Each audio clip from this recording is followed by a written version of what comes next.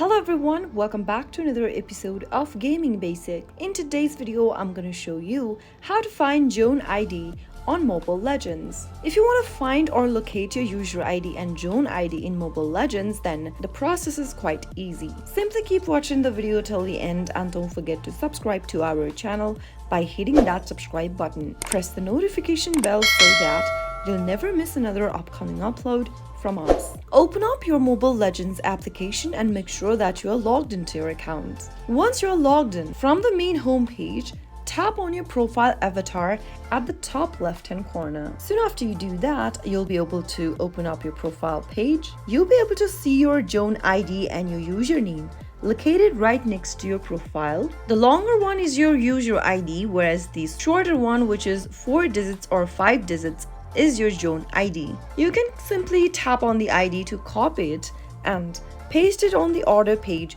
if you want to purchase diamonds on Mobile Legends. That is how you can easily find your Zone ID on Mobile Legends.